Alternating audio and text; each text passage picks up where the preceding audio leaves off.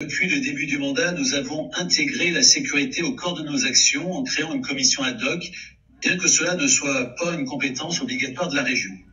Depuis le début du mandat, nous pensons que la sécurité des biens et des personnes est menacée, que la liberté d'aller et venir est entravée par des minorités qui veulent nuire, que des quartiers entiers de notre région sont victimes d'une délinquance accrue et de plus en plus agressive, que les menaces proférées contre ceux qui résistent sont inacceptables. Nous ne devons pas baisser les bras face à ce constat. Nous devons protéger nos concitoyens. La sécurité, c'est devenu l'affaire de tous. Toutes les collectivités doivent s'emparer de cette thématique ô combien importante pour les habitants qui considèrent que la sécurité est un enjeu prioritaire. L'État ne peut plus tout. L'heure n'est plus aux polémiques de savoir à qui revient de faire quoi. L'heure n'est plus au débat idéologique. L'heure est à l'action face à des réalités inquiétantes et qui s'aggravent.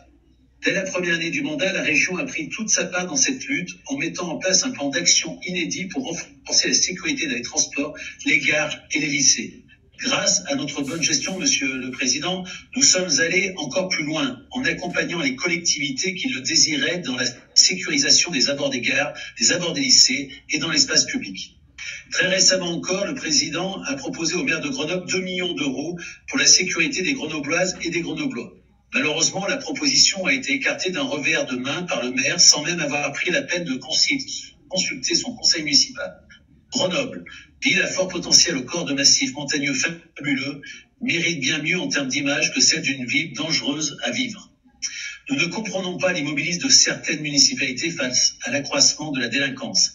Cet immobilisme est même pernicieux dans le signal qu'il renvoie aux auteurs de violences, qui comprennent 5 sur 5 que l'impunité prédomine sur la répression.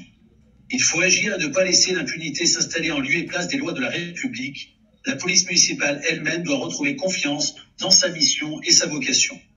Pour en revenir à notre délibération d'aujourd'hui, le bilan présenté dans ce rapport permet de mesurer les résultats concrets de cette politique qui a conduit la région Auvergne-Rhône-Alpes à être la seule région jamais récompensée par les trophées de la sécurité en 2017.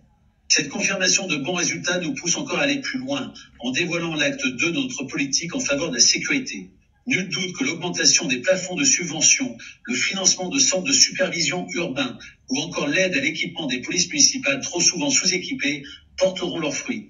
Nous pensons que ces mesures associées aux dispositifs préexistants apporteront aux élus locaux les moyens d'agir en faveur de la sécurité de leurs administrés. Notre objectif de début de mandat était de réaliser des économies pour rendre l'argent au territoire et aux habitants. C'est précisément ce que nous faisons en matière de sécurité. Gustave Le Bon disait que les volontés faibles se traduisent par des discours, les volontés fortes par des actes. Nous avons résolument tranché en faveur des actes. Je vous remercie. Merci beaucoup, Monsieur Verchères, d'avoir prêté